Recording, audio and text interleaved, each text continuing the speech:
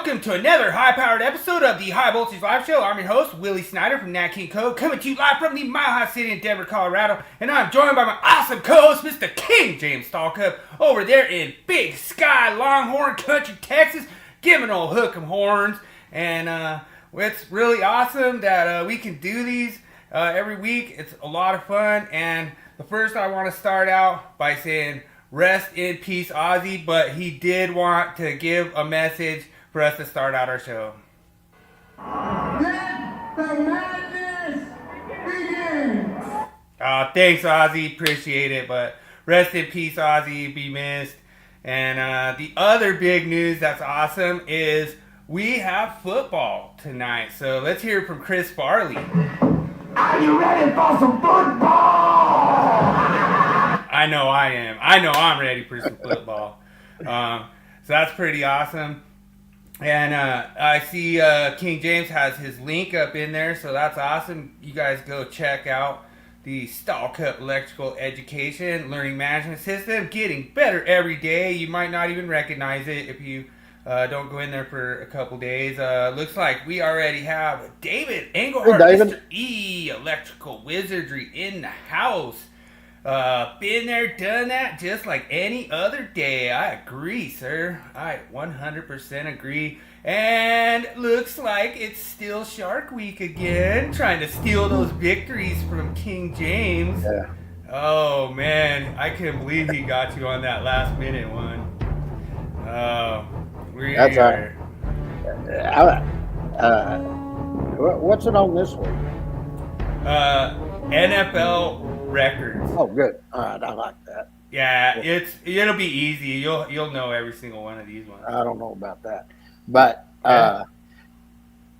this coming next week, I'll have the July and August will be on with the questions for the NEC Deathmatch. We're in the process of, by this weekend, I can pretty much tell you we're going to be done with the 2026 NEC changes. The only thing I'll be waiting on is the Standards Council stuff, but I'm going to go ahead and get all the links and everything done for the online version, and then probably about it'd be 2-3 weeks, I guess, before we get everything right in that place and we make the changes.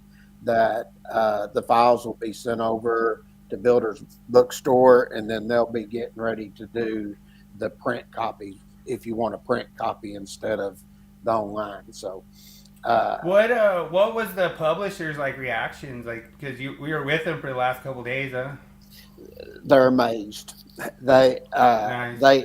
they agreed with Dad. This is the best publication we've put out, and Nice. the reason they're saying that is due to all the illustrations and stuff we have done. It looks like the book's going to be right at 400 pages.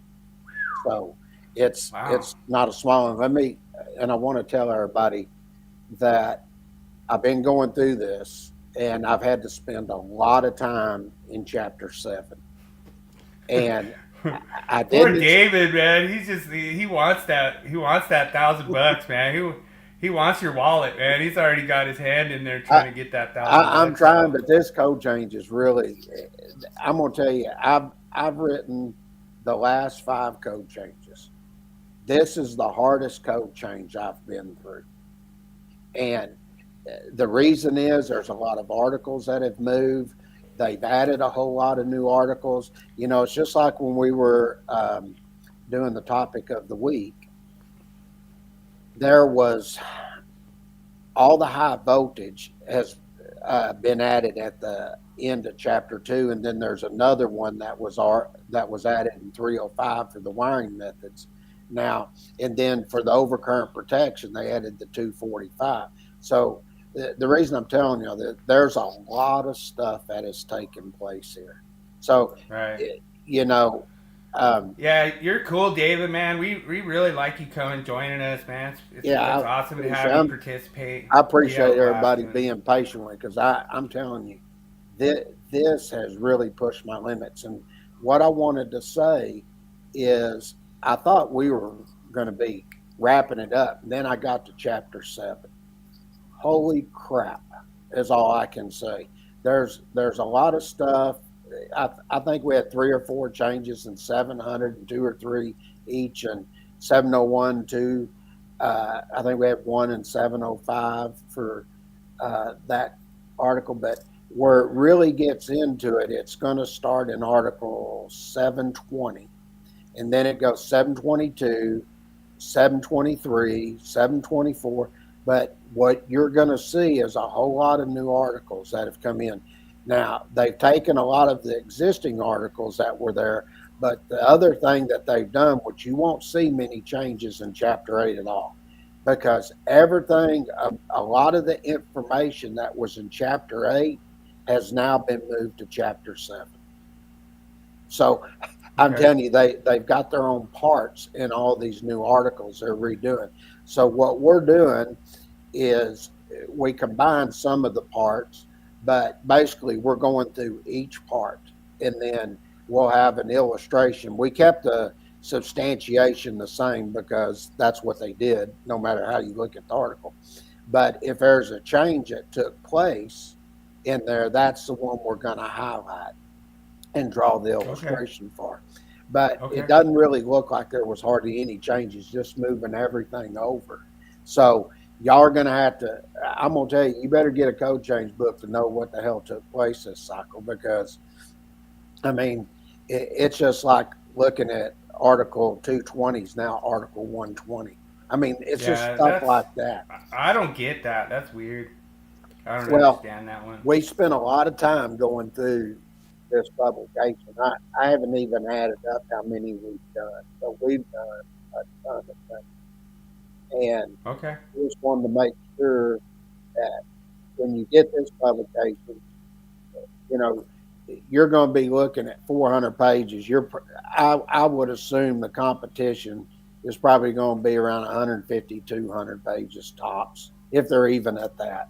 So I'm telling you, this cycle, you better get a change book at showing you where everything is and what they did and what their intent was behind some of these changes.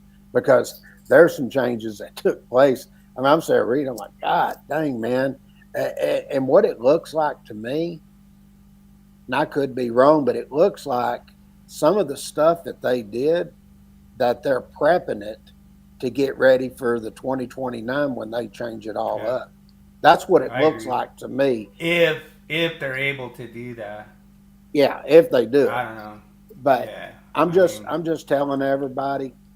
That guy Larry Ayers, that proposed it. I think you remember this because we covered this, and he says, "You would have thought I was gonna kill somebody or something the way they acted about it, you know, you would have thought I was a murderer or something the way they acted about it." But you know, it's just radical. I think that's the reason why people are so against it, because it's so radical, you know. Well, if it was just like everything else they do, and it was just change a few things here and there, I think I could see more positive reaction to it. Well, I'll tell you why the reaction's there. I've been out in the field. You know, I do courses all over the country. I mean, I've been there. I've done it.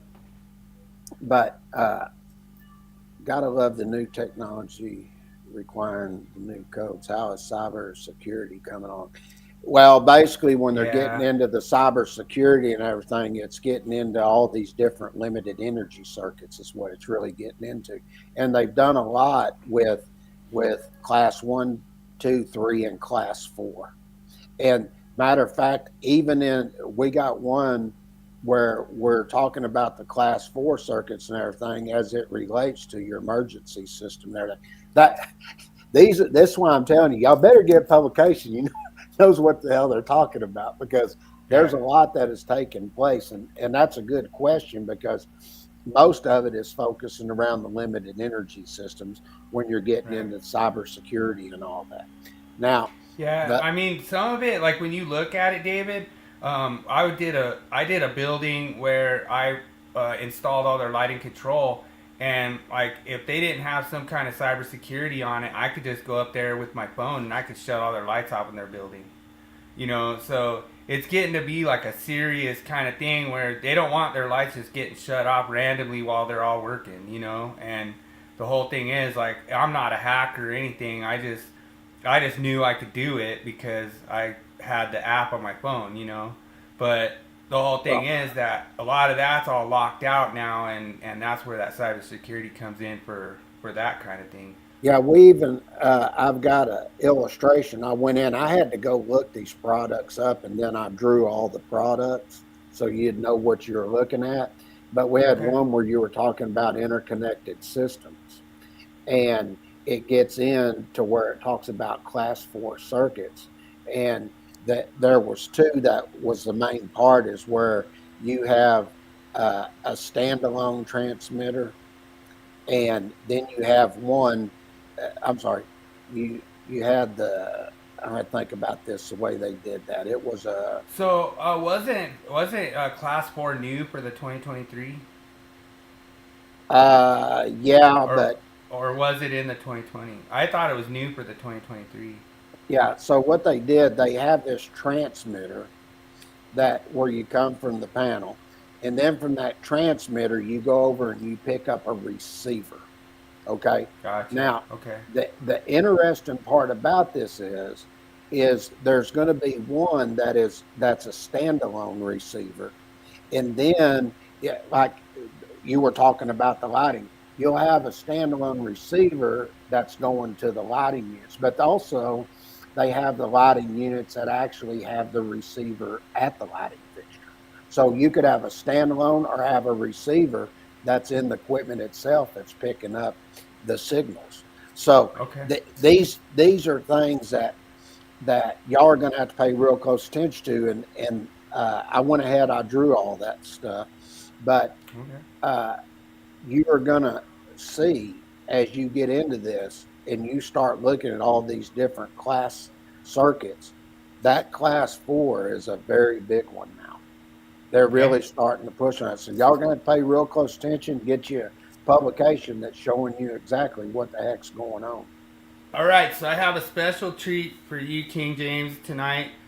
This is the conclusion of our cams, and this is the funniest thing because, so Paul is on code making panel 17, and just conveniently, he doesn't know what's going on with this because he got a call from a customer in the middle of the meeting, so he didn't vote, and he doesn't even know why they are doing what they're doing.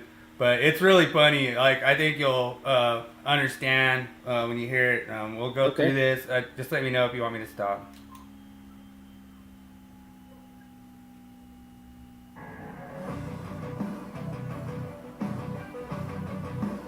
And lastly, we'll talk about the one that you heard me talk about. This was CAM 70-93 when it comes to that 422.5b list of where you're going to have the protection, the GFCI protection on things like ranges, wall mount ovens, counter mounted cooking units, clothes dryers, and microwaves. Okay, so kind of convoluted in what happened here. It actually got kicked back to code panel 17. We have to do a vote. I don't know the reasoning for this. I actually missed this one because I had a call I had to be on for one of our customers. But my understanding is this has been kicked back to code panel 17 to review, but I also heard that they also kicked it back to code panel 2 and possibly them retain jurisdiction over it.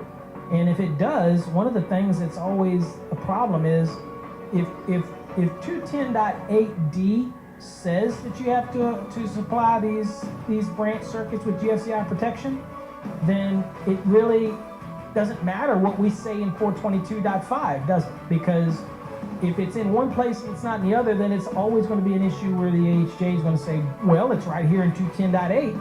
So the argument in who has the jurisdiction over this. So I'm believing, here's what I'm thinking is the rationale behind this one, is I think that they want code panel 17 to agree with code panel 2. They want code panel 2 to be able to say, yes, we want these appliances to be GFCI protected.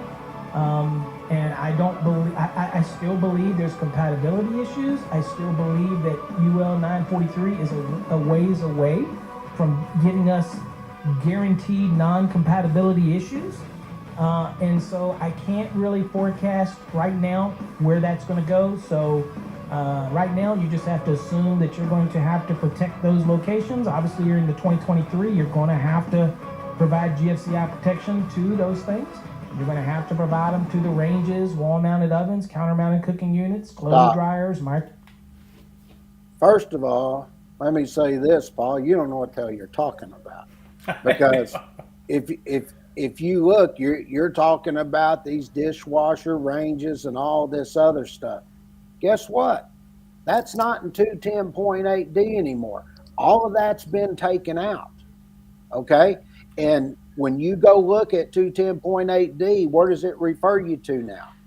422.5 what? B. Yeah. Okay. Yeah. You go there, and if you look at the following appliances that they're telling you, guess which ones are not in there? Oh, that's right. Electric ranges, ovens, cooking units, clothes dryers, and microwave ovens. You still have the dishwashers and everything, but my whole point behind this is that is what is in B. And then you've got to go look at C that they've added to, where they talk about high frequency GFCI protection. And it talks about that the following appliances shall have GFCI, but it's high frequency. Well, I haven't even seen the device yet, but it talks about your refrigerators and your HVAC appliances. And they say that's due in January, I think, of 28 or something like that. I can't even remember now. It's been a while since I looked at it. But my whole point is the things that he just sat there and told everybody, you still need GFCI protection, that's been removed. So now for the 2026, but like the thing that's so stupid about this is, like, I don't think they realize that it doesn't matter. They require. Let's just say I do a high rise right now under the 2023 code. Yeah, I'm required to do that, but if there's compatibility issues, the AHJ can remove that protection, and they don't like that. They don't like that the AHJ has that power to say, nah, if it doesn't work, and you got this high rise condominium, there's $80 million on the line, they're not going to require GFCI protection. They can't do that. They don't have the power. And I don't think the code making panel has the power they think they do either. And I think they're starting to realize this. Well, first of all, nothing was kicked back. Okay? What the agreement come to, and I've stated this already because I've already covered it, is I looked at 210.8F, and I said this a long time ago. Again, like 20. Yeah, that's another one. But like I stated before, they can't make up their mind either, David. Yeah, this is where all these problems are coming in that we have been discussing on this platform here. And when he's sitting there and he's telling you, oh, they kicked it back. No. If you go read the substantiation from the code making panel, basically, they told Code Making Panel 2 to go take a hike. They said, we control our appliances, you control the branch circuit. That's it. Well, the thing about it is that's going to be tough, and we'll continue. Like, this is real short. I don't want to cut into your topic this week, but the biggest problem is that the chair of Code Making Panel 17 is actually a member of Code Making Panel 2.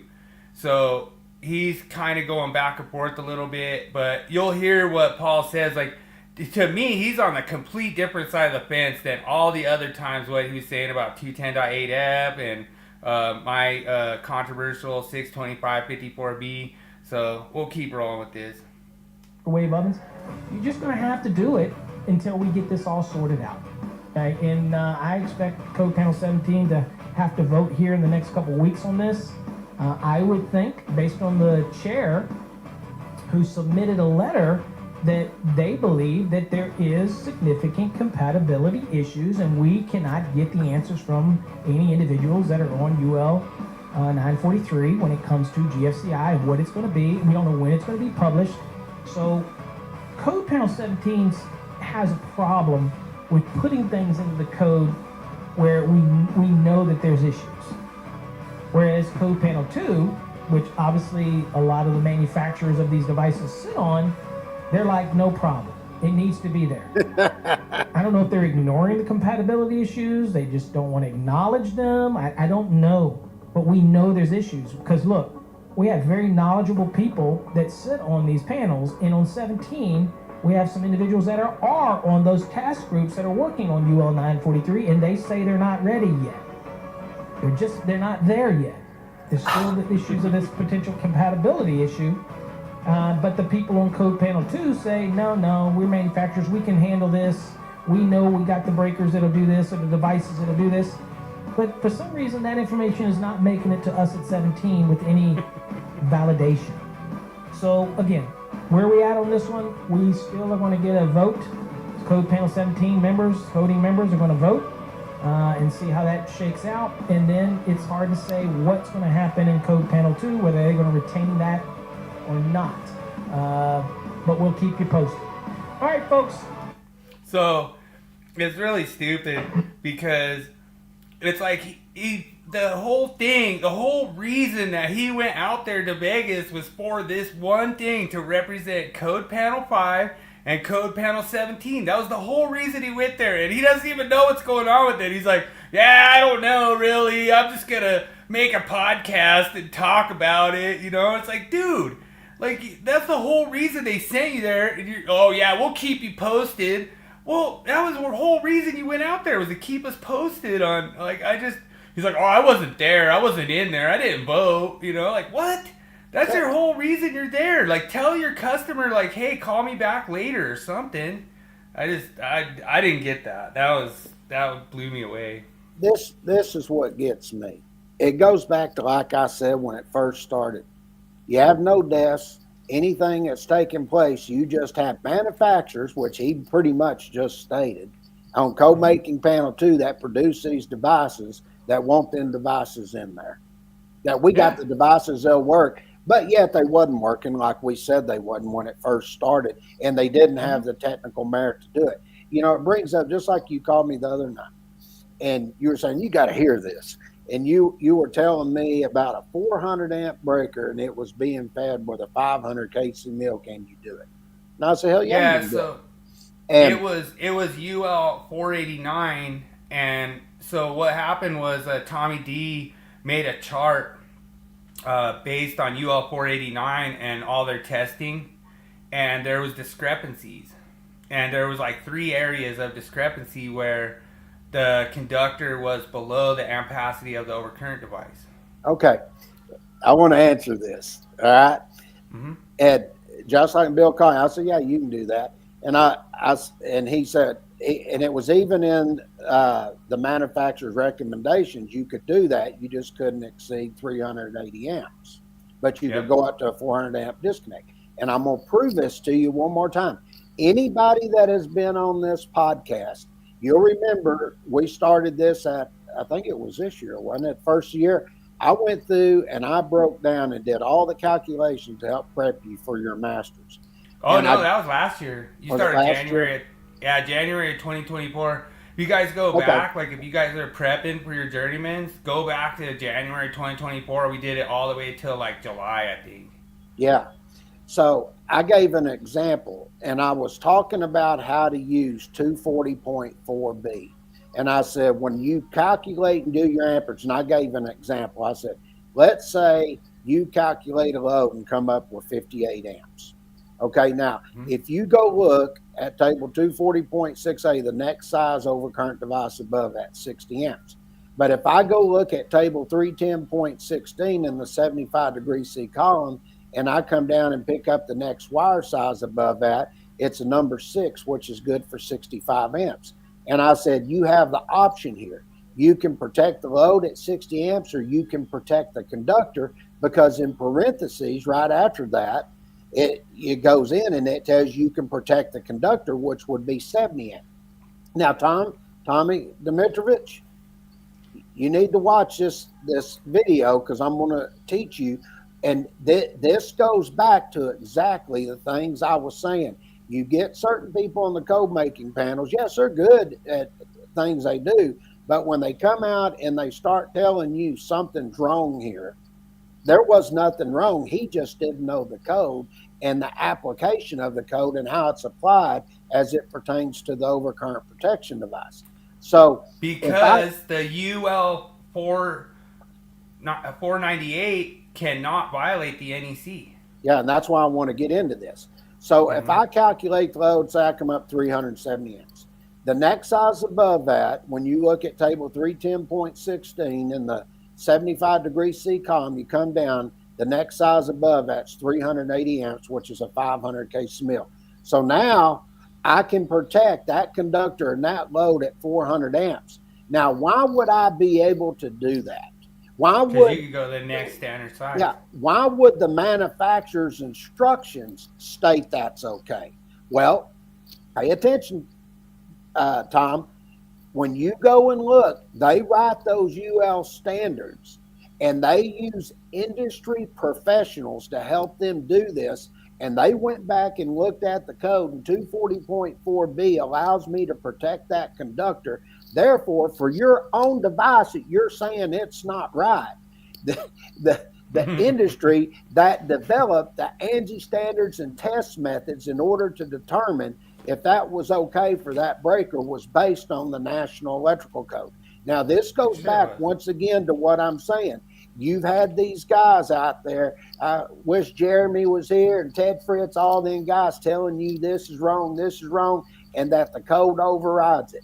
No, the code does get taken into consideration when they develop all these manufacturers' instructions. And that's exactly what happened right here. They allowed the conductor to be protected by the overcurrent device, and it states in those manufacturers' instructions and probably on the breaker too that you can exceed 380 amps of calculated load. That's how you're allowed to do it. Now, I just wanted to let Daniel know I brought his music tonight.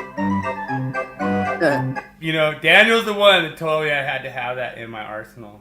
Well, the other thing I want to bring up here is somebody will make this statement. So I'm going to go ahead and I'm going to address this because I've seen this happen over and over and over again where they'll come in and say something, but they don't go back once again and they don't look at the code to see what you are allowed to do. So if I go in and say I wanted to add loads, because they say, well, if you add loads and everything, then that could exceed it. Well, if that's the case, the code also takes care of that. It'll be 220.87 where you go in and you're determining existing loads and what you have to put on there to see if you exceed it or not. And then it'll tell you have to go up in size. Now, in the next 2026 code, I think that goes to 120.87, if I'm not mistaken. So I think you're right. I think we already covered that on here. I think I did. But I just want to point that out because if somebody comes in, well, they could add loads to that, and they get, well, you have to consider them loads when you're putting them back onto the service. You just can't just willy-nilly just throw it on there. You can't do that. And well, we joke around a lot because it's like, what if they decide to make their AC unit RV park? You know what I mean? Then they need to make it code compliant for RV park. Like it's not going to be an AC unit anymore. That's right. You know? And that's why I bring these things up. You know, I give you one little part here, and I'm telling you this is what happens, and this is why they create the standard test methods based on which UL standard for the equipment. But it's all done through industry experts from all types that go in and look at this and make these decisions. And that's why I've always stated, code making panel 2, you in the National Electrical Code, you don't have the authority or right to override what the manufacturer's instructions state. You don't have that right. I think there's one more discrepancy in there. I want to say it's 3,000 amp, and I think it's 3 sets of 600 MCM, which comes out to like 2960. Yeah, it still works the same. You're protecting. Well, in that case, that's different. He's wrong on that also. Let me explain that. You don't go up to the next standard size. Once you're over 800 amps, it says the conductors have to be equal to or exceed the overcurrent device, so you drop down to the next standard size. So if he said there's a discrepancy and you had to go up, that's once again, you have somebody that's coming on doing podcast and he doesn't know the code completely and use it as a whole. You drop down the next standard size, and everybody can go look at 240.4C. It talks about devices 800. You got devices up to 800 amps and devices over 800 amps. And that's what it tells you in there. You drop down, you don't go up. So possibly that could be like the biggest discrepancy, because UL 489 gives you the chart. And so UL 489 says that it's good to go with Sure it is. three sets of 600, even though it's not 3,000. Yeah. But you're going to drop down. That 240.4C tells you don't go up to the next standard size on there. No, but I'm saying it's a 3,000 amp device. And the 3,000 amp device on UL 489, that could be a discrepancy there. That's a discrepancy because you gotta be equal to or exceed. So that wouldn't be correct. That one would be a discrepancy, but that's just wrong. And see, that's the thing. That's the reason that I always like challenge King James and like bring all this stuff out to him, because like in the podcast, Don G was like, "Oh yeah, this is like installers putting number 14 gauge on a 20 amp circuit to a luminaire," and I'm like, "You could do that." I was like, "What would be the problem with that? You're not exceeding the load." Is he talking about coming from the box to the fixture? Yeah. Oh, Yeah. Don Gennari, I can go into any freaking commercial house, anything, and I can show you where they take a 20 amp circuit and from that box they'll run over number 14. Oh yeah. I see that everywhere. Yeah. Hell, my Or brother 16. wires houses all the time here in Fort Worth, or that Fort Worth, Dallas, DFW area, and everything that comes from the box down to the switches, everything he uses 14. Sure. That's a fact. Yeah. So for him to say that once again, you got people out there that say you can't do this, and they make these comments, and it makes me wonder if they've ever gone out and actually looked at an electrical job and see how they install this stuff. Dude, some of those luminaires are not even rated for number 12 conductors. Well, sure. So you're avoiding the listing and labeling. Well, what do you think? What if I go over there and I take a 20 amp circuit and they come out and they're going to re-outfit their lighting and everything. They're going to put LED lighting in and stuff. All of a sudden, you're looking over, hell, I could take an 18 over there. Yeah. I mean, as long as it doesn't exceed the ampacity. Basically, that kind of comment, he's telling you can never make a tap. Yeah. That's basically what he's telling you. Yeah. Well, should we just go into the meme? Yeah, let's go ahead and get it. Dude, you'll love this one. This one's good. All right.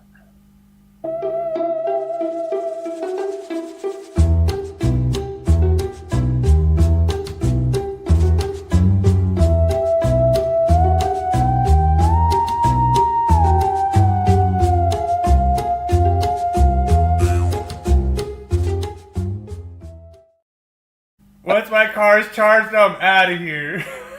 You know, when I was reading that, I was thinking they just came out with a new Happy Gilmore 2, and at the very end, he gets that Rolls Royce that's electric charge, and he's watching his kids fly off in the jet, and he's there, and he gets in, and it won't start because the battery's dead. Oh, no. Oh, man, that's funny. Freaking awesome. Yeah. But yeah, it's pretty cool. Like, like I say, I'm kind of on the fence with where the future of electric vehicles are. I mean, I'd like to see them kind of succeed, but at the same time, I just don't see them like succeeding. I feel that they're kind of getting to a plateau stage at this point, and I think we're gonna have to get some alternative energy. I just don't really see our grid like supporting it, and I think it's gonna be interesting, kind of where we go from there. Especially, you know, when we got guys in charge that are kind of a little bit against it. I mean, I don't know. I mean, it's hard to say. I don't know who's really against it or who's for it, but I know that the government subsidies are slowed down quite a bit. So I kind of wonder if once you slow down those subsidies, if they all of a sudden start not, you know, getting those cars anymore. So I think everybody will agree with me on this. Screw those electric cars. Let's put our technology and know-how into creating flying cars. Yeah, I like it. There you go. I want a flying car. Screw that electric car. All in favor, say aye. I vote aye. I'm in for the flying cars. Yeah, there you go. You got my vote. All right, let's kick off and let's get in the myth of the week so we can get the topic done this week. There we go. Gotcha. All right.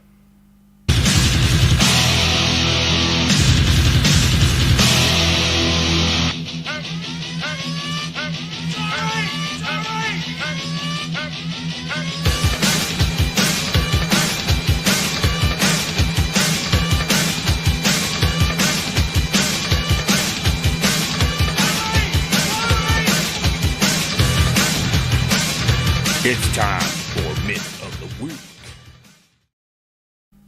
All right, this one's like a really easy one. A lot of people already know this myth, but this is technically a code violation because you're not able to access the conductors without that one that's coming out the bottom should be flexible. Possibly that one below, maybe sealed tight, that could possibly be legal. Maybe you could do a changeover, do like flexible connections and access all those conductors. I'm curious, like, I mean, how long's that ground pigtail? You know, it's like 4 feet long. But no, I just saw this. I thought it'd be a cool way to talk about this. A lot of guys that were asking, like, hey, is this legal? Is that legal? Is this legal? You know? And I'm like, yep, this is legal if you don't have the rigid wiring methods exiting the extension ring. Daniel's done this, I bet. You know, he's all amateur hour. Oh, It does look like a freaking guy. I got you, Daniel. I got you, bro. Got you, man. Got it in there. Got it in the arsenal. But yeah, like, so this is pretty interesting because basically all the code says is that if you're putting an extension ring on, the screws have to be tight and it has to be grounded. So it has to be grounded and bonded. So this technically, without all this wiring method entering and exiting, I would say would be not a code violation. Regardless, and I would say that the conductors would have to exit 3 inches past the last one. You know, they'd have to have like at least 6 inches of free conductor in there, regardless how long it was. I would say that the 6 inches of free conductor, that's a controversial one, but the 6 inches of free conductor, I would say, would have to be at your last extension, regardless how many wire nets you had on there. But well, I'll tell you this. Now, I don't know if it's true or not. I have to go back and research it all. But when I first got in, and that was back in 1982, so it was around 82, 84. I remember they used to tell us you couldn't add more than one extension ring. That used to be what we were taught. Now, I don't know if that was true or not, but when you get in here and you look at 314.22 and it talks about your surface extensions, it just tells you shall be made by mounting and mechanically securing an extension ring over the box. It doesn't go in anything except for the grounding. It doesn't tell you how many or anything. So I haven't seen any documentation that doesn't allow you to put as many as you would need there. I've never seen it. And, you know, The only thing I would say is if you're going to do that, if I was an inspector, the only thing that I would have a question about is if you had enough free conductor sticking outside the box. I agree with that. You 100%. started adding stuff. That's the only thing that I know in the code where you can get to it. And the other thing that I'll put here is the exception here. It says a surface extension shall be permitted to be made from the cover of a box where the cover is designed so it is unlikely to fall off or be removed if its securing means becomes loose. Then it tells you the wiring method shall be flexible for an approved length that permits the removal of the cover and provides access to the box interior, and shall be arranged so that the grounding continuity is independent of the connection between the box and cover. So that would be another thing. That tower there, I'm probably having a problem with that because of the grounding connection. You're probably not going to be able to get to it. Well, there's that, plus you have those wiring methods that's exiting, and then that cover wouldn't be independent. So the minute you remove that cover, that would lose your grounding path in certain cases. In certain cases, yeah. Yeah, it wouldn't be every case, but in certain, like, just by looking at a picture, you can't know how they connected everything. That's right. The interesting thing is that Mike Holt submitted a public input for 2011, and he said that the 6 inches of free conductor needed to be unspliced, and that was rejected, and they said that it could be spliced. So now in the 2026, we have a controversial one. It might have even been for 2023. I don't remember exactly. I was reading through it, but it says each conductor has to have 6 inches of free conductor, and so that would kind of permit you from cutting them. Let's just say you cut like 3 neutrals at like 4 inches and then splice them to 1 neutral, and then that 1 neutral has 6 inches of free conductor. I don't agree with it saying each conductor. I think that's stupid. Like, there's no reason for them to say that. It actually complicates a lot of things by them saying that. But technically, if they say each conductor has to have 6 inches of free space, then you're going to just fill that box full of wire nuts everywhere. So I don't know how they think that's okay that you just do that and say that, but I guess that's what they're trying to push for, the language. I don't know if that's exactly, it's a public input that passed. I want to say it's for 2026. I could be mistaken on that. It might already be in the code. It might already be 2023. But it basically says each conductor must have 6 inches of free space. And then I think there was something in there that has to extend 3 inches past the face of the box too. Yep. So that is nice. A lot of times guys, like I've had times before where I'm like, oh man, let me pull these wire nuts out of the box, see how it's going, and all of a sudden it just falls apart. Sure it does. And if that thing's like hot or energized or something, and you're pulling it out and it does that, you'd be glad that it doesn't just blow up right on the edge of the box, Yep. So I know that technically that would be considered energized work under 70E, so we probably wouldn't be even in that situation. We'd be in electrically safe work condition. We wouldn't be pulling that out in an energized state, but I was just giving something where it would be a problem. And like I say, typically when we're pulling those out, it's de-energized just so in case something like that happens, we don't have anything mess up. But this week, the myth is busted. You could have as many extension rings as you want. Well, that's why I wanted to pull that section out, and I just wanted to give a little insight. What we were taught back in the early 80s, you didn't use more than one, but then it became common practice. You'd see 2, 3 on there all the time. Yeah. I mean, sometimes, like Willie Jackerson posts some stuff. I mean, I got one over here. Like, dude, he's out of control, man. Look at how many extension rings he's got on there. I mean, dude, you can't do that, Willie. Come on, man. Out of control. Out of control. Okay. I love it. But All right, so we'll go into the topic for the first time in 2 weeks. Sorry about that long-winded Paul No worries. audio.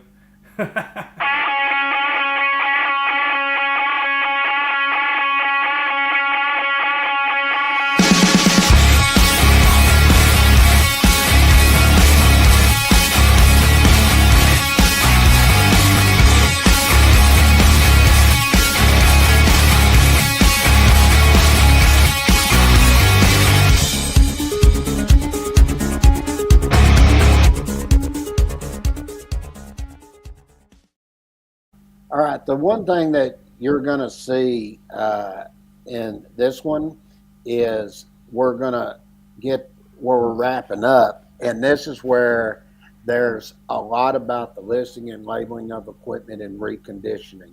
And I stated this earlier, this is in chapter 3.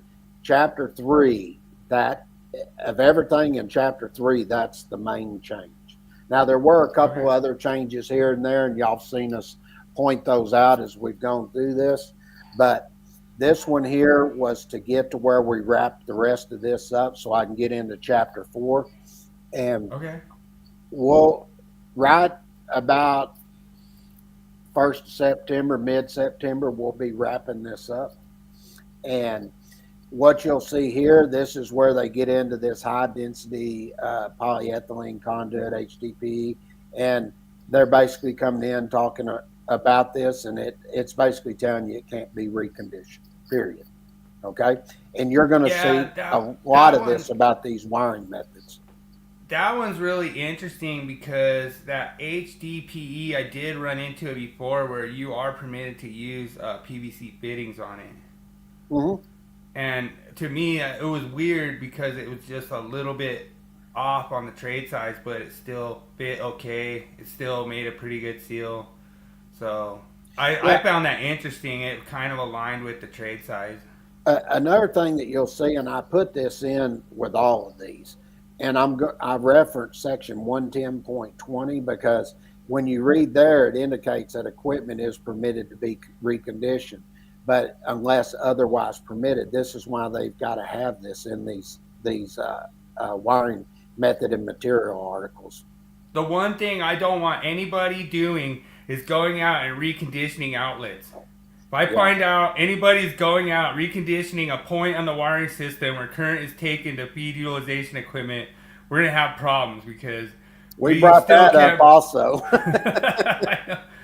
The one thing I wanted to say too, James, is that when it comes to a lot of this in here, it's almost kind of redundancy. You know, it's saying the same thing over and over, and that would be the other kind of problem I have is they want you to take a certain part and just assume that it's that way all across, but then they have to spell out every single wiring method. It seems a little bizarre to me, I thought. Well, because of what's in other parts of the code, they had to do it. And that's why it's here. And that's why when I was looking at this, I was saying here, when you read section 110.20, this is the last sentence in the author's comment, that's what we're telling you. Gotcha. So that's why they had to do it. So what we decided, you gotta, that's why I'm saying, you better get a code change book at showing you all these different things. Now, one of the things we did do in this one is we took and we drew all these different wiring methods and what they look like. Okay. Nice. And so, because the reason that we did that, because a lot of people, especially apprentices that are having to keep up, they've never even seen these wiring methods. Hell, there's journeymen and masters that have never seen these wiring methods. You know what I mean? Just for everyone out there, HDPE is what I call fiber duct. Yeah. And when we were looking at PVC, this is the same thing here, that you are permitted to use with this new exception, these type of wiring methods that exceed 6 inches in size. You just have to meet these certain conditions here. And they tell you no part of the conduit is installed above ground. You've got it backfilled.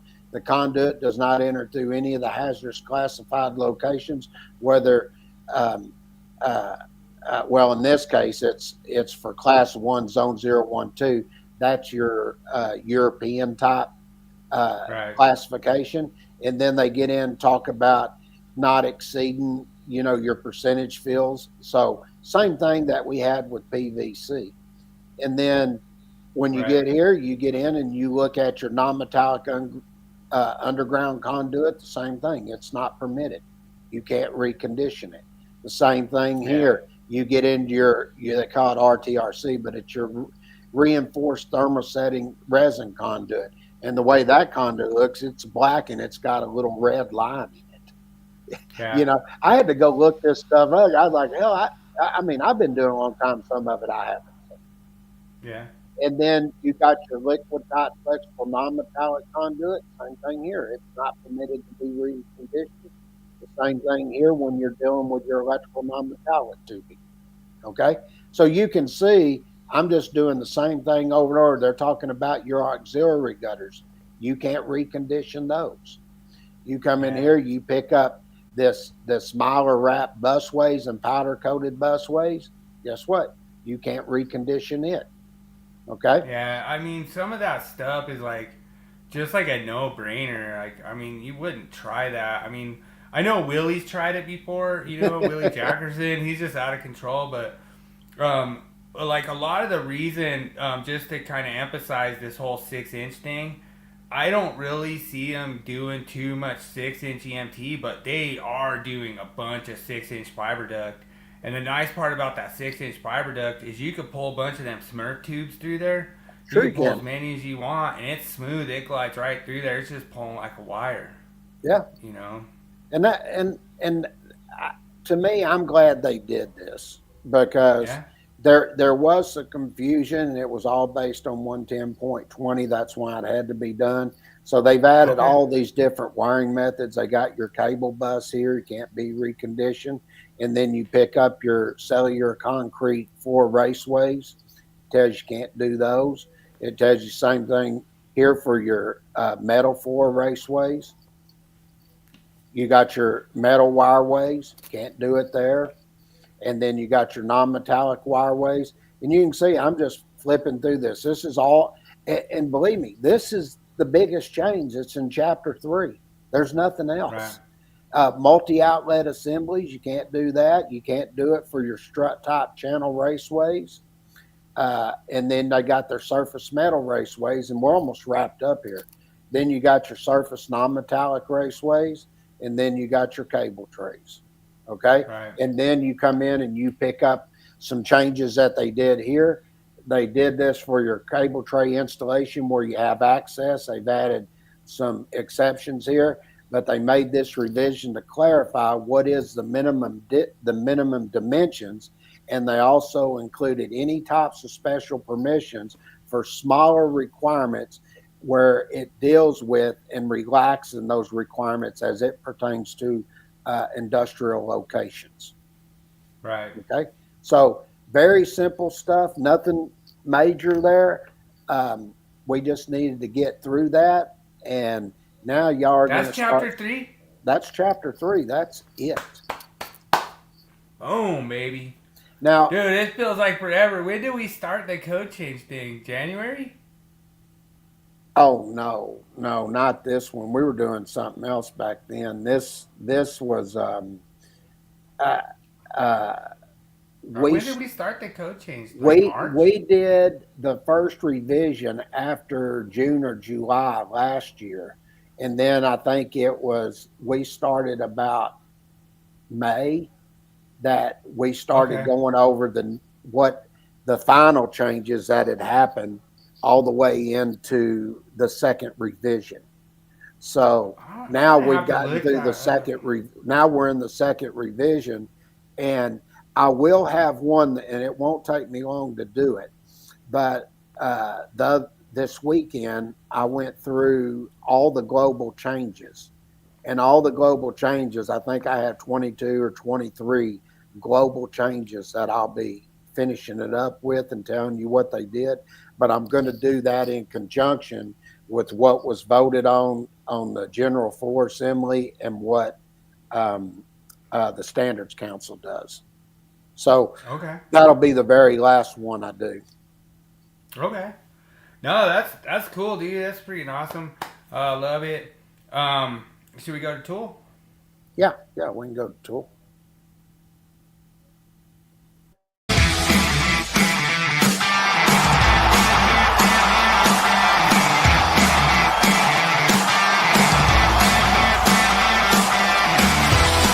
It's time for Tool Review of the Week. Sponsored by Electricians Only Tool Review.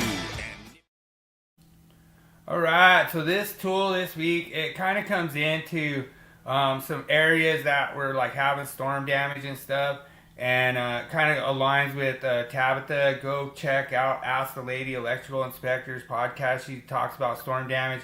They had like some tornadoes and stuff, and they had this. I was checking this out. I think this is pretty cool, but it's a pole. It's a saw where you can like cut these branches, like if they're coming onto like your overhead lines or something and trying to knock down your service, then you could get this like pole trimmer. And I saw the utility using it, and I thought, man, this is cool. For some of you guys who say, man, I don't know how we're gonna get that branch off there. Well, this thing is your solution, and it's kind of cool. It's got a pretty decent price. I think it's the same as like my weed whacker, which my weed whacker is the bomb.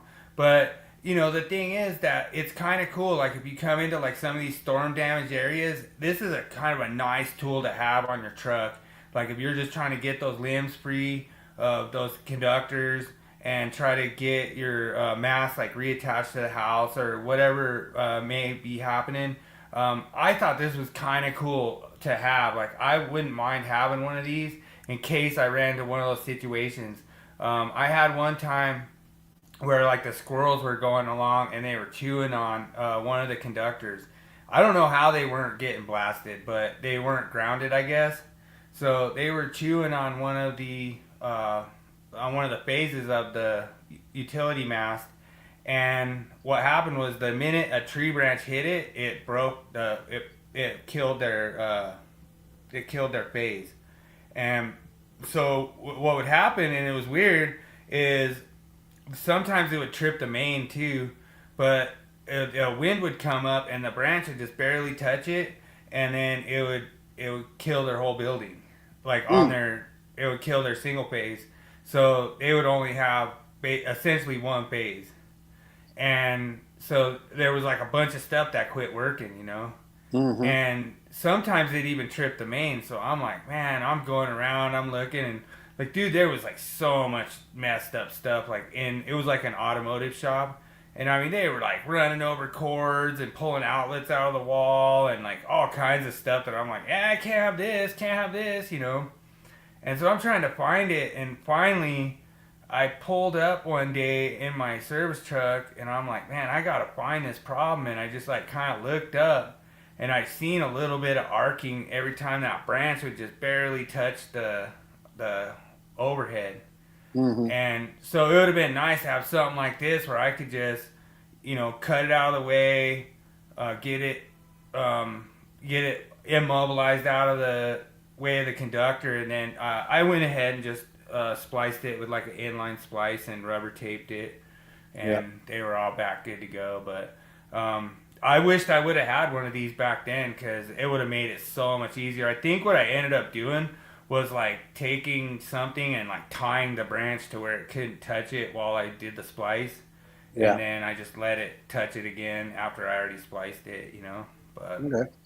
It was just one of those things that, as a service guy, I think it's kind of a good tool to have. But, you know, maybe if you're a utility guy and you just want to get those branches off the overhead or whatever you want to do, I think it's a nice, in the pinch, like, I would have been super ninja if I would have had one of those back when this happened. I mean, you know, but I don't know. I mean, it's still weird. Like, I still think about, there's been like probably at least 3 or 4 times where I've come to the job site and seen like dead squirrels, like service calls where they have a phase out or whatever, and there's a dead squirrel there. So I don't know why they still continue to chew on those wires and get blowed up, but you know, kind of a cool tool to have. It's kind of a niche little tool, but something I wouldn't mind having just laying around, in my service truck. I think it would be kind of cool to have, but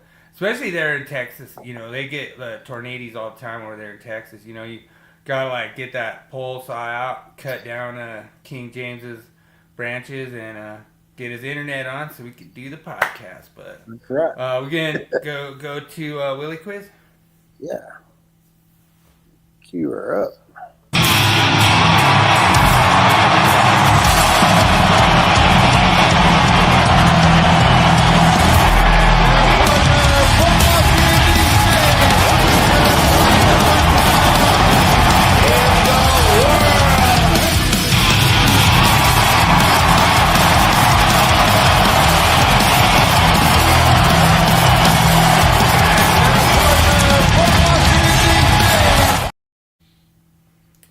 Oh, dude, thanks so much, Adam, for making that intro. It's so cool. King James gets jealous every time it says I don't work out, but he is 100% wrong. Yesterday was leg day.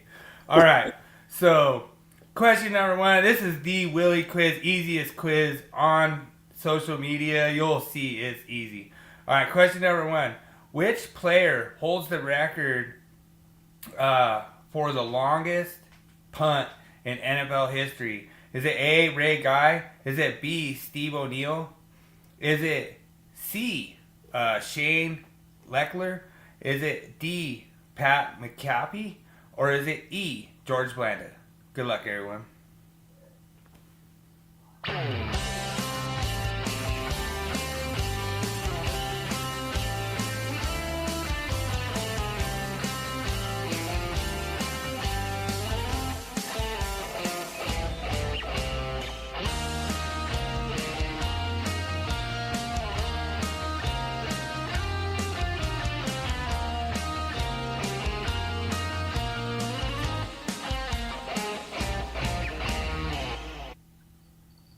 Well, I think, if I'm not mistaken, naturally everybody would think Ray Guy, but it wasn't him, even though he was the best punter. Then I think it was Shane Leckler, the second best. But I think Steve O'Neal had one like 98 yards or something, didn't he?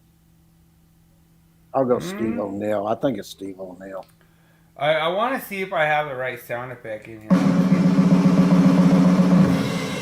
You are correct! And you copied Daniel because Daniel had the answer in there first before you. But, dude, can you believe that? 98 yards? Like, what happened on... Yeah. What happened on that play? How did you...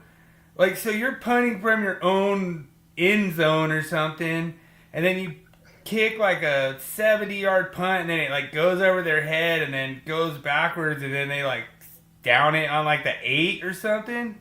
Takes the right bounce.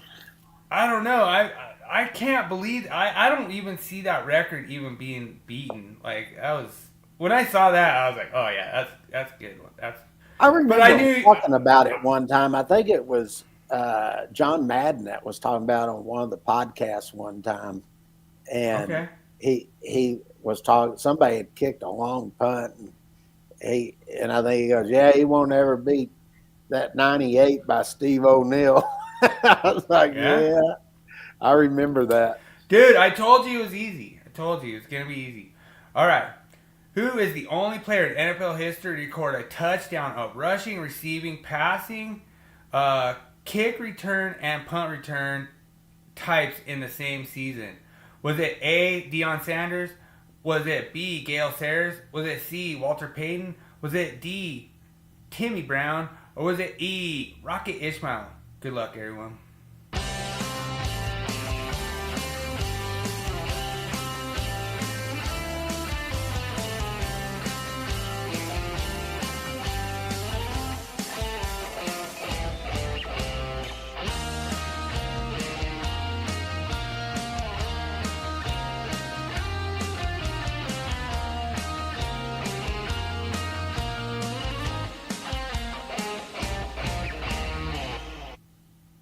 Well, this is interesting because I guess they would have had to thrown a touchdown too, right?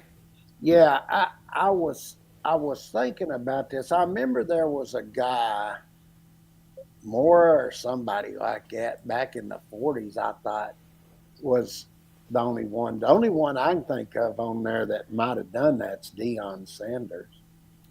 What's up, John? Hey, John. Dude, coming over from the Union.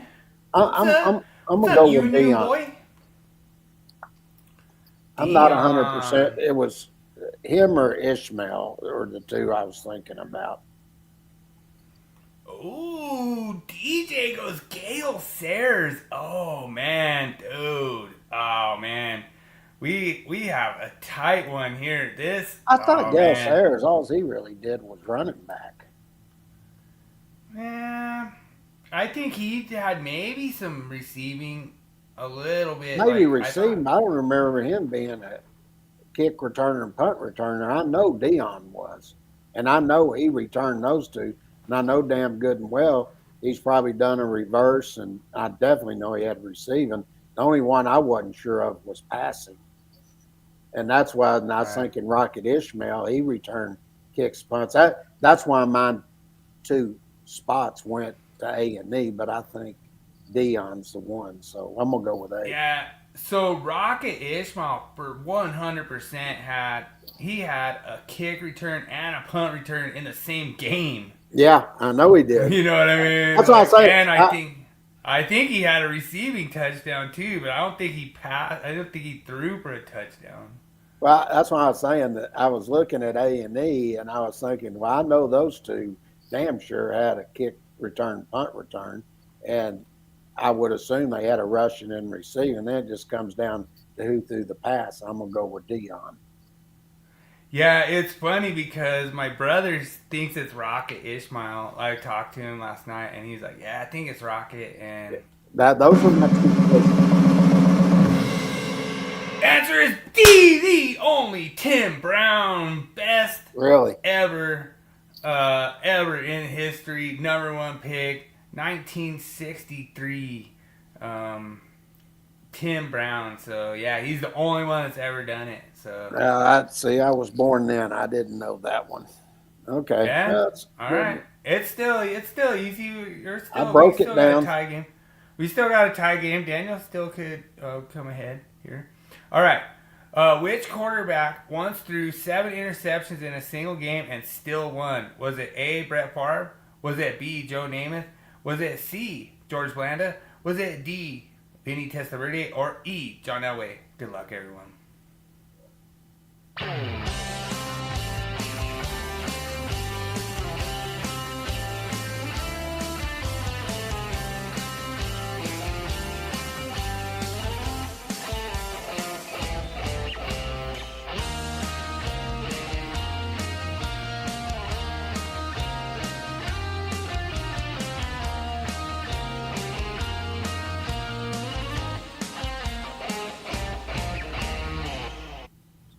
Well, there's two names that stand out to me there: George Blanda and Vinny Testaverde.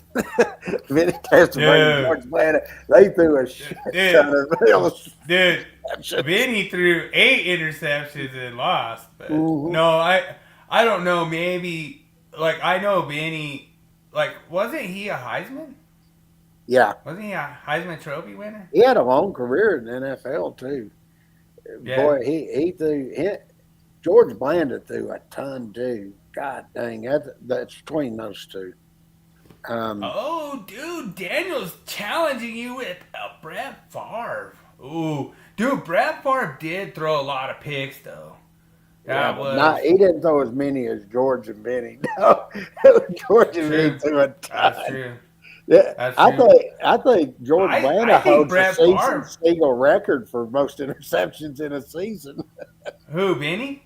No, George Blanda. Oh, That- okay. That's why I was going. I'm gonna go with C. I think it's George Blanda, but it could be Vinny. Yeah.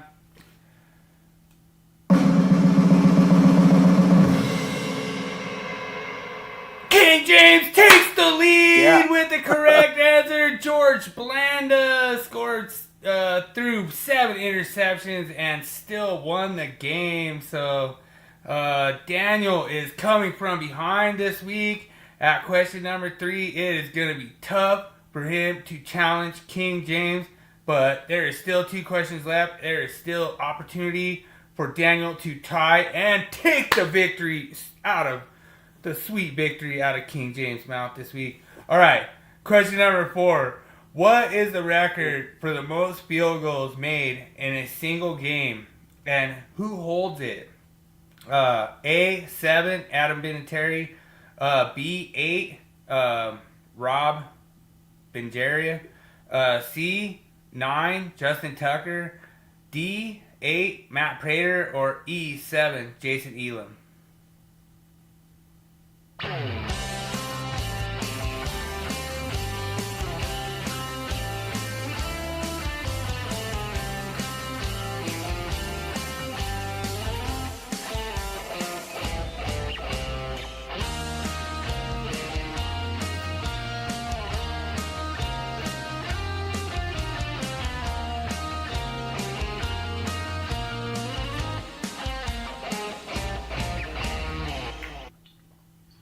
Well, I'm between 2, and I think the record is 8, but it's which one of those, and I'm not sure.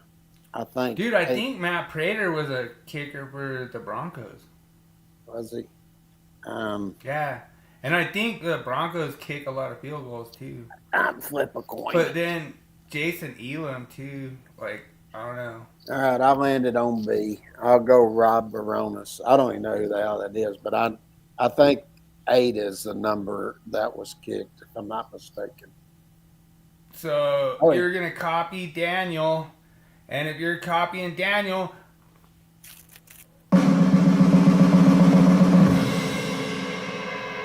you are correct. So we have a good game coming here with King James having the lead going into the last question. That is a really good position for King James to be in because he never wins when it's a tie. All right, so question number 5. Which team was the first in NFL history to lose a game despite scoring over 50 points? Was it A, Kansas City Chiefs? Was it B, New Orleans Saints? Was it C, Los Angeles Rams? Was it D, Cincinnati Bengals? Or E, the best losing team in history, the Dallas Cowboys? Good luck, everyone.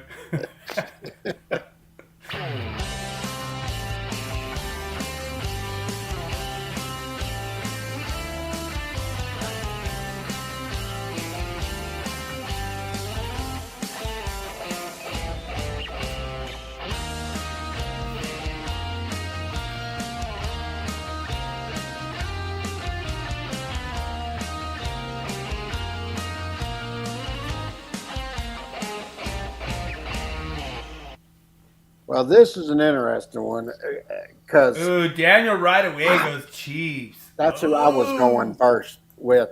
But Oh. I remember a game where Washington played and they scored 70-something points and lost. And I was trying to remember who it was to. Was it the Giants or something? But they had scored 70 and lost. But I think the first where they scored over 50 and lost was Kansas City, I think. Well, that's going in the way back machine. You know what I mean? Because that's why I'm going I tried. back. I tried to do the oldest. You know what I mean? Because see, the Chiefs used to be in Dallas before they went to Kansas City, and Right. that's why I'm sort of thinking it has to be an older team. Because I'll tell you another team that had some big scoring games and lost a lot was Cleveland. Cleveland had a bunch, but I'm thinking of teams back there. The Rams were always pretty good. I don't think they were. I'm gonna go with Kansas City too. I think that's right. I think it's Kansas City. All right. Well, we'll see what's going on here. The answer is C, the Los Angeles Rams. They scored 50 and they lost still the game. And I can't remember the team they're actually playing it might have actually been the Chiefs they were playing, but it was like 52 to 54 or something like that. Okay. And they lost. So that was the first time ever that an NFL team lost after scoring 50 points. So I guess that was that back in the 60s or 70s. I want to say the 70s. Yeah. But like I would have to, like I should write down like notes and do all that. Like to me personally, it's just a matter of just having fun with you guys and just kind of talking a little bit of trivia and this and that and it's one of those things that I always end up thinking of a tiebreaker question that maybe Daniel could get, maybe you could get. Okay. But I think you'll really like this one. Okay. What is the Dallas Cowboys career record, like from their inception till now at Mile High? How many wins? How many total wins does the Dallas Cowboys have here at Mile High from when they were born till now? I have to think about this. I'm just adding up in my mind because they're not in the same division, so it's not like they play. No, they play like once every like 5 years or something. Yeah. But like it's crazy because when I saw the number, I was just like, what? I guess one.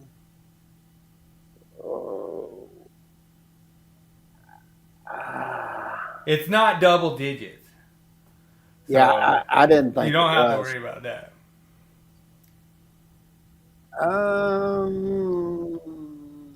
I'm gonna take my first thought was thinking about it. I was thinking. Ooh, Daniel's going 4. 3. Dude, Daniel's going low. See, I went 4. As I say, I was at 4. Dude. I was- man. I think I'm trying to. I know that the Broncos have a better record against them, so Yeah. At home. they're like. I'm trying to add. They've won like 8, and because they played like maybe 12 times or 11 times. Somewhere. I'll go 4. I think it's 4.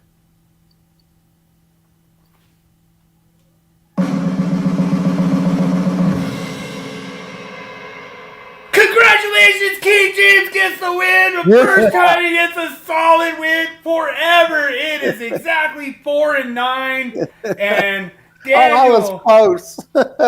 and Daniel has to ride the wall of shame bus home tonight because he is wrong by 1 win. So, Take your ass home, Daniel. yeah, so man, I cannot believe the shark Daniel did not get that one, but I knew you guys would like it. It was really cool. I was we actually counting up. played. So it was 4-9. What did I say? I said they're like 4-8 or 4-7. I was close, but I knew y'all had a better record against us. Yeah. So we play on the 26th of October. My birthday's on the 29th, But, like, it's going to be interesting because the Cowboys haven't won here in 30 years. Yeah, they're going to win this time. They're going to beat Well, the hell we'll out see. of y'all. Me and Daniel are thinking it's going to be 31. So. I don't care. Yeah. I got you, Daniel. Daddy. I got you. Dude, Daniel is like, anytime we get opposition on this podcast. Boom. There it is. See, there it is. I got you, Daniel. Daniel, he's the one that gave me the idea. He's like, dude, he said he would put that music on his phone, and like when they started talking crap, he'd just start push play. And then he'd just start working, you know? Like, dude, it's so funny. I was like, dude. Daniel, you're the man, brother. I love it. Love it. DJ85 is my spirit animal when it comes to pissing people off. The quiz king. Yeah? Yeah. So, as tradition has it, I will do the traditionary pickle shot for Adam. Everyone in the chat, do a shot for Adam and pray that he finds Jesus at his church meeting tonight.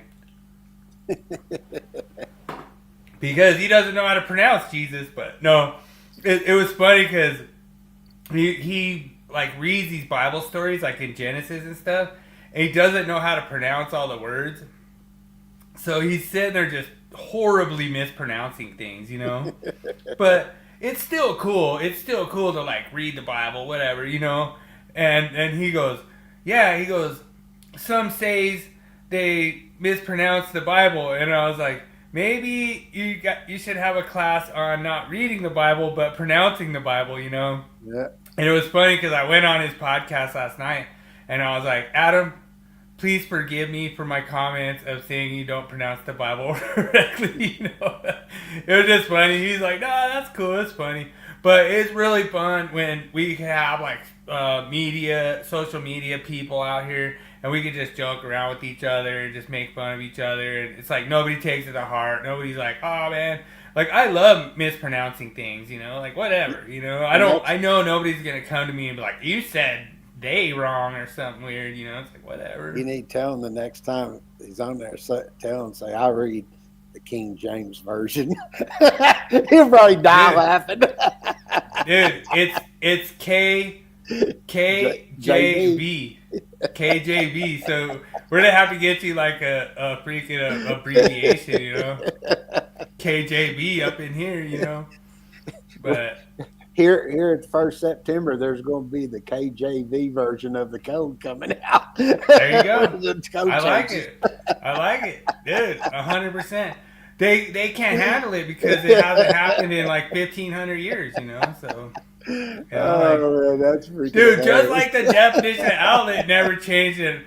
Dude, to me, that was crazy. Like, when they tried to change the definition of outlet, like, I was like, whoa, what are they doing? Like, we both were the same way. I was like, whoa, they have to change it to make them right? You know, like, I was just blown away because it's like, if it was already clear, they wouldn't have to change it. You know, like, Dad's going to get a kick out of that. I'm going to have to put that on there when I promoted the King James versions out. There you go. Just put a little KJB. Don't, you know, like, it's not copyrighted, I don't think. That'd be funny as hell. Yeah, it would. Hey, you guys heard it here first. I came up with the KJB code change book.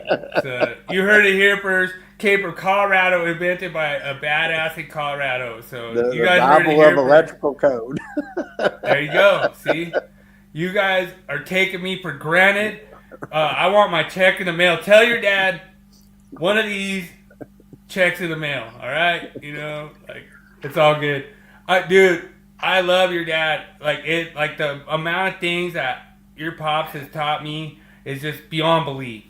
Like, I go out to the job and I'm like, nope, you're wrong on that. You're wrong on this. You're wrong on that. And it's like, it like means a lot. Like, it was crazy because I'll never forget when we were doing the CT cabinet. Mm-hmm. And I said, this is a CT bonding conductor. And he goes, yep, you're absolutely right, Snyder. And I was like, whoa. You know what I mean? Like all these other dudes at ECD are like, no, that's a main bonding jumper. And no, that's a supply side bonding jumper. And you're wrong. And that's too small. That's a code violation, all this. And your dad was the only one that was like, nope, you're right, Snyder. That's a CT bonding conductor. That's the way it's defined. It's on the utility side. It's not defined in the NEC. And like, he walked me through it all, and it was so cool because it was like he was the only one that agreed with me. And he was the only one that was like, yeah, he saw it exactly the way I saw it. And I was like, cool. So now when I go out there, I'm like, that's a CT bonding conductor. That's not part of the grounding electrode system. That's right. It's not. You know, if it was in the NEC, it would be objectionable current, and it's not. That's right. And it's not So- because it's part of the utility side. Yep, 100%. So it means a lot. Thanks everyone for joining. We'll go into man versus machine. Let's see how King James does this week. Easy. I'm sure it is. Easy. For years, man tried to create artificial intelligence. On this segment, we find out, is AI smarter than King James?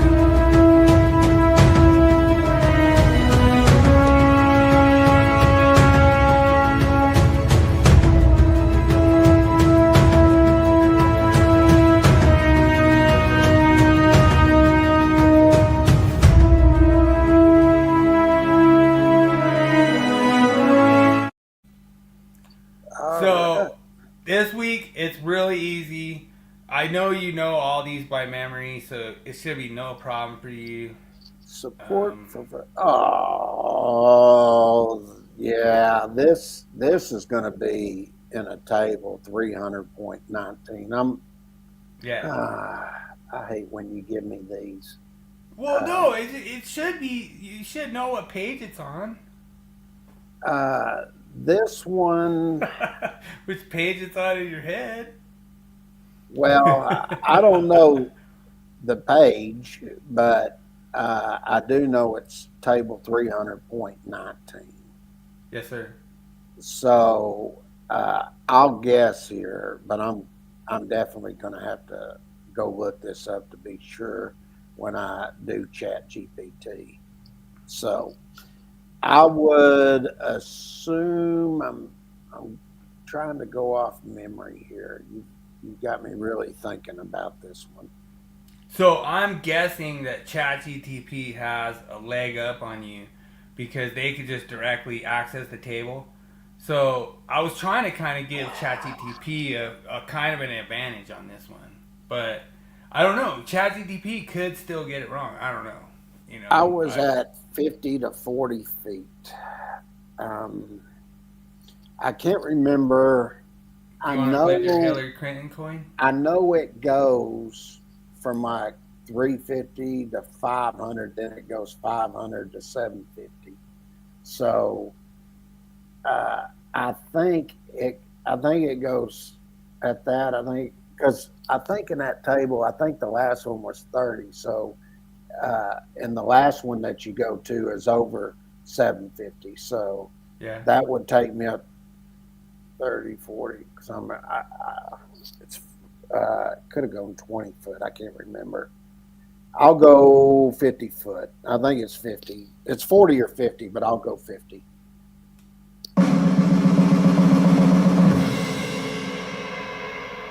And you are correct. It is Yeah. 50 foot. Now let's see if ChatGTP can access the internet and get as lucky as King James, or if I fool ChatGTP once again, which I don't think ChatGPT has been right in a long time. Like a few I'm months, gonna increase the size of this. There you go. That's a little too big. Like it. There we go. Move it over. It's All right. never Let's too see big what it on my says. screen. 60 feet. Oh, got it wrong. What?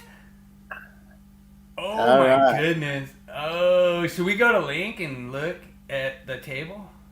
Yeah, I'll go look here in just a second. Okay, that'd be incorrect. Review table. Dude, you got so lucky because I was thinking about going to that next table with 40 feet. I almost got you. Whoa. Okay, give me a second. I got to go over here. Yeah, pull up link and sign in and all this. So give me just a couple minutes. Couple minutes. Yeah, that's got to load up. We're not doing that. So, okay, there we go. Go over to chapter 3, article 300.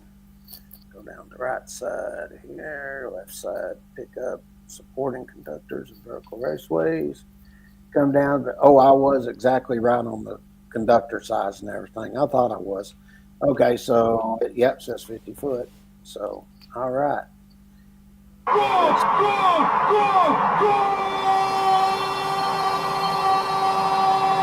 King James scores a goal again.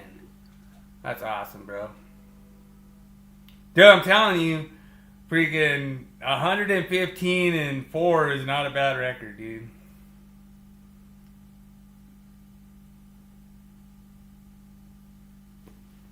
It's wearing you out.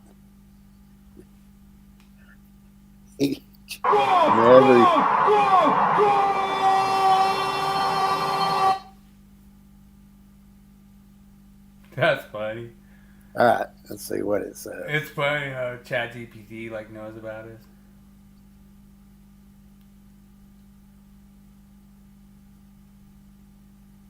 Can you increase the size of that a little? Yeah. Can you read it?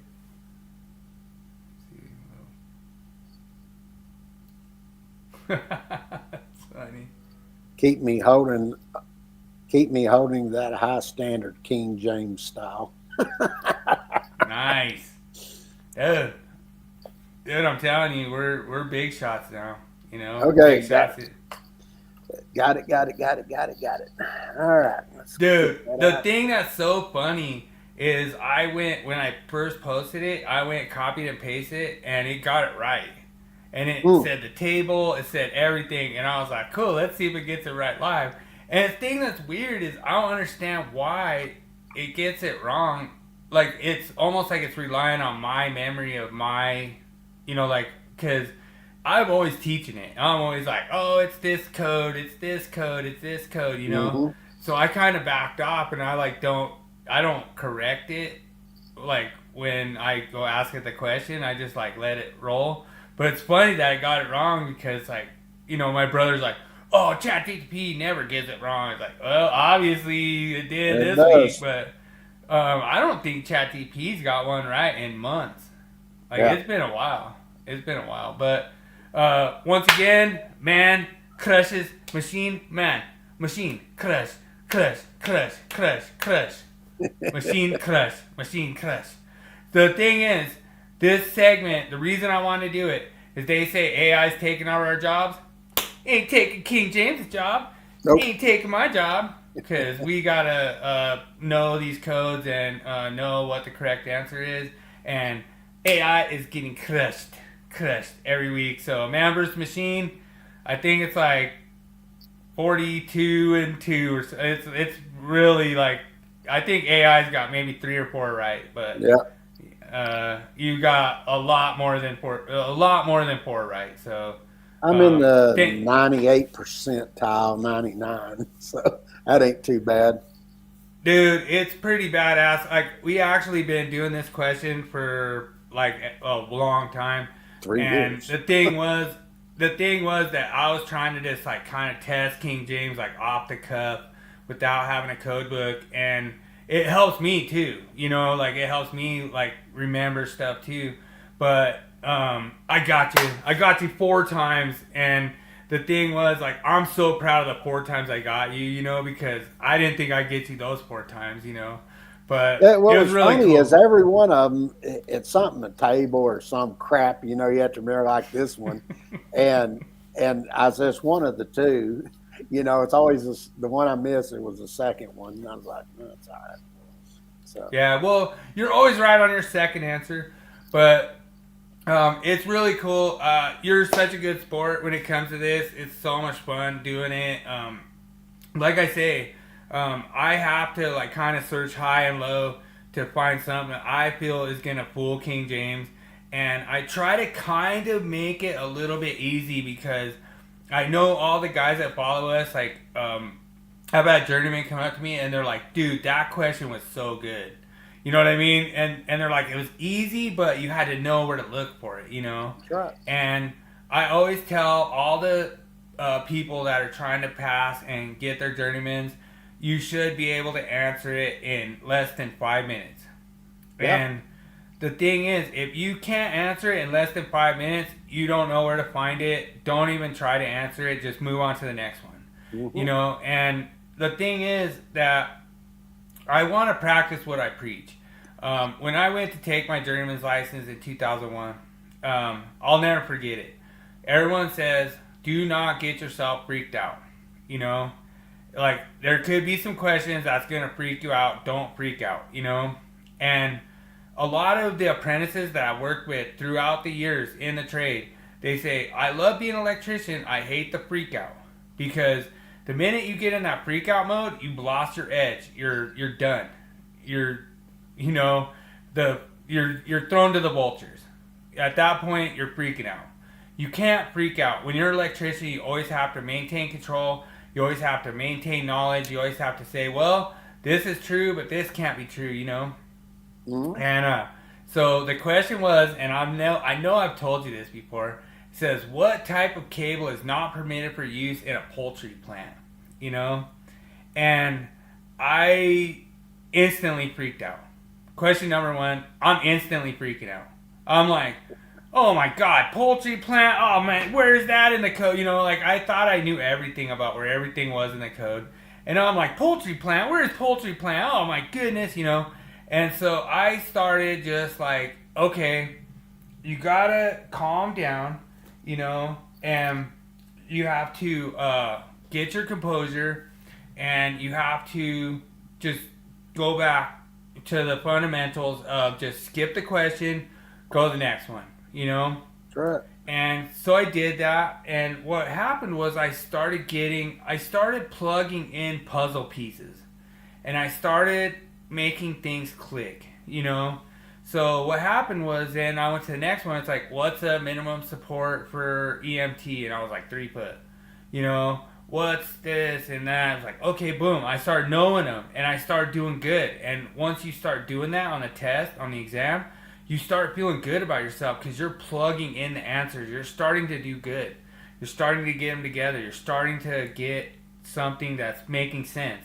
And then I came across a question about agricultural buildings. It was all, this is such buildings as poultry plants. And I was like, boom, there it is. The puzzle pieces are starting to fit. And it started feeling good for me that I knew I was going to pass the test because I knew all the puzzle that I studied for, all the pieces that I was trying to get right are starting to fit together.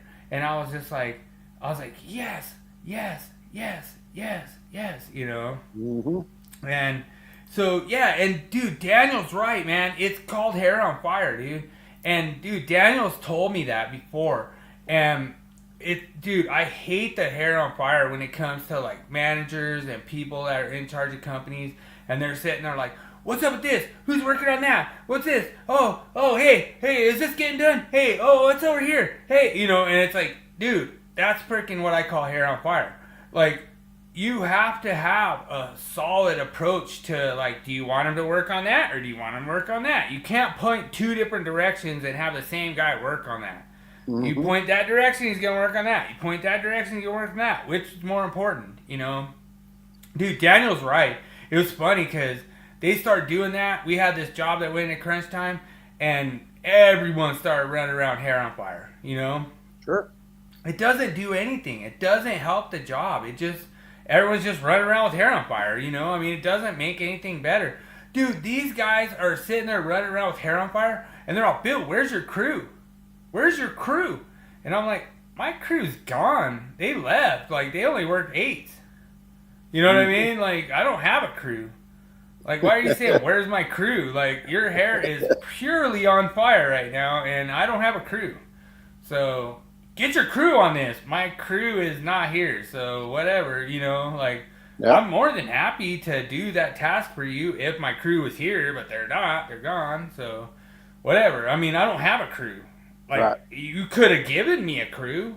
You could have given me more of a crew, whatever, you know, but the crew that I have is no longer here. So yep. That's when we come into hair on fire. But you will love the Wall of Shame pick of the week, and let's go into that. Last one, brother. Let's do it. Shame. Shame.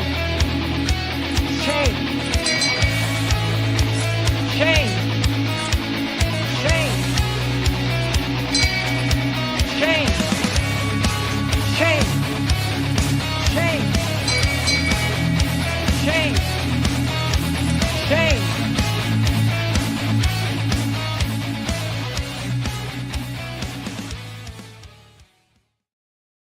So the first thing is, I love that song. The Wall of Shame song is so cool. But I love how you say shocking fails. Shocking fail. This one is pretty. You could even blow it up, can't you? Can you zoom in a little on that one? I don't know if you could blow it up or. No, if it you won't could let zoom me in. do that. Well, wait. Let's see. Did it blow It'd up? be kind of cool. We could zoom in, but anyway, posted by Paul Castag. I swear to God, that riser is gas pipe. Looks like gas pipe on the riser, or the load side, whatever. But I don't know. I don't know what they have going on there. Like that is. Is Like, that where's coming the out of heat? the side, the cable feeding the panel Yeah. inside? Yeah, it's coming out of the concrete. Ah, dang. Yeah, I don't know which one's the load and which one's the line. I would imagine the gas pipe is the line and the SER is the load. But I'm just guessing, but I don't know, man. That's pretty bizarre. Want to thank Paul for posting that in the Wall of Shame group. But Wow. yeah, that one's a little suspect. I would say suspect. Wow. Can't even tell what everything's going to. It's so bad. Yeah, I don't know. When you see the 90-degree fittings like gas pipe, you're like, how'd they get the service cable through there? I don't know. That one's definitely got some shame going on. So I appreciate it, everyone, for checking out the Wall of Shame group. I don't know if you remember this, King James, but we were one time sitting there and Wall of Shame group got taken down from Facebook. And I reached out to admin. And I was like, hey, could I take that group? He's like, yeah. He goes, I hate Facebook. He's like, I'm never going on Facebook again. I was like, all right, cool. And so then we recreated the Electrical Wall of Shame group. And there's a lot of electricians that are like on service calls and doing stuff. And we get a lot of cool stuff on there. Dude, it's almost like 250,000 followers now, and so it's really cool. I really appreciate everyone for joining the group. That's so much fun. We have a blast talking electrical code violations. Even some people like Don Gennari that don't know what they're talking about call out King James and say that he's an author instructor that says there's no outlet. Then his public input gets rejected. Then he says you have to have number 12 going to every luminaire on a 20 amp circuit. I'm telling you, it's beyond ridiculous. These guys, they need to get shut down. It's getting ridiculous. Like I say, the King James was the smartest when it came to 625.54b because he said on the public comment stage, this is a hardwired outlet. And that was rejected. So hardwired outlets are not covered in that. It's only outlets that are installed. Hardwired outlets are not installed. So that's the way I take that rejection when I go look at that, when I go pull that up. You guys are wrong when you say that hardwired outlets are included because that was clearly rejected. They could have easily accepted that public comment. And the thing was, it was funny because you posted the public comment based on my public input, and I wanted my public input to be vague. I wanted it to say it's just receptacles or outlets that are installed. So I made a comment. I said the hardwired outlets installed for the EVSE to connect to. yeah, and they rejected it. It's the same way when it comes down to, the 625.54. Like, it was funny, like, when they said, oh, man, we can't delete 625.54b because then it would be 625.54a and it doesn't make any sense. Why would there even be an A and a B in the first place? Like, there's no reason for it to be an A and a B in the first place. Like, that's why I submitted it. Because I was like, it's so ridiculous. Like, if you guys make... Like, I didn't expect them to do that. Like, I added one word. I said receptacles and outlets. Next thing you know, they make 625.54A for receptacles and 625/54B for outlets. Like, I thought they were the same thing. Remember that? Yep. They were the same thing. Why do you have to have them in separate sections? You know, just, I don't know. To me, honestly, I'm blown away. I'm actually honored when I first contacted you, King James, and said, hey, we should do a podcast about electrical. It's so much fun talking about this. So much fun talking about what all the other people are talking about in the industry. What they think they can do. Like, they think they can enforce. Like, honestly, I think they're scared. I think they realize that people are going to be like, what? I don't think that any of this is going to stick like they think it is. They haven't thrown enough mud. Like, they need to throw way more mud for this to stick. But honestly, you hear Paul Abernathy, oh man, you got to put GFCI on this, you got to put GFCI on this. Well, you know what, Code Making Panel 17, we're not sold on this. We don't put things in the code for no reason. It's like, obviously you're talking out both sides of your mouth, dude. You know, I mean, like, you can't be like that. You can't just be like, oh, I'm an industry expert. Oh, I wasn't even at the vote. Dude, they hired you to be at the vote. You weren't even there? Like, come on, dude. Like, don't even put it on your podcast, bro. Ridiculous, man. It's unacceptable. Just like you said about the Code Making Panel members, how they're not vetted and everything. Oh, yeah. So, I'm the chair of Code Making Panel 12, and I have a call I gotta go on. I can't even make the vote. You're not gonna be the chair anymore, dude. You know, I agree. It's ridiculous. Like, come on, man. I mean, why would you even brag about being on the Code Making Panel? The whole reason they flew you to Vegas was to be at the meeting and vote for Code Making Panel 17, and you don't even vote? It makes you wonder. I don't know, man.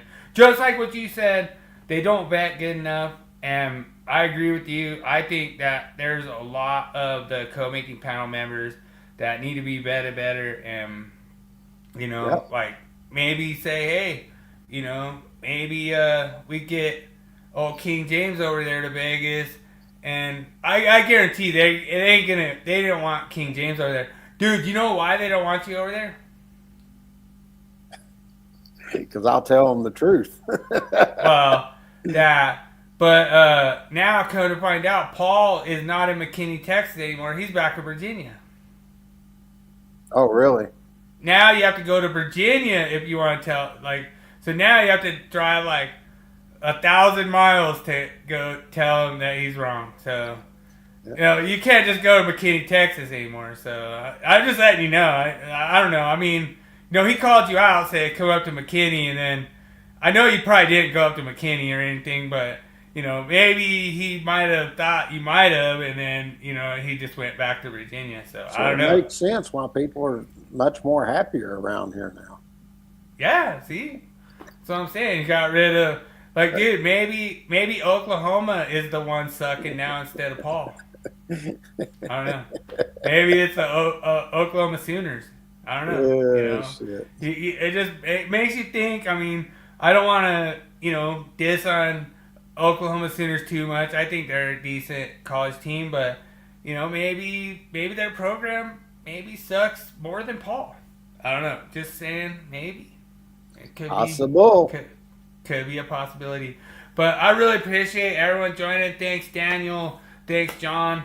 Dude, John just, like, showed up out of the blue. Out of the blue. Like, dude, that's cool, man. What's up, John? Appreciate you. David Englehart. Always appreciate David Englehart showing up. Don't forget to check out the Stalk Up Electrical Education channel. The best online channel, best online education you could get in the industry. Appreciate everyone. A lot of stuff's about to come on that side here this next year, so y'all get ready. Yeah, and especially the best illustrated online and publication illustrated code change for 2026 coming out soon. We're gonna have it soon.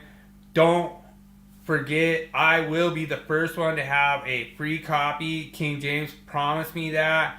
And so I will make sure I get a free copy and send out the illustrations, start posting them, and everyone will be informed as to why Colorado gets free for the if you buy the Colorado course for the 2026 code change. Right. And like I say, it means a lot, King James.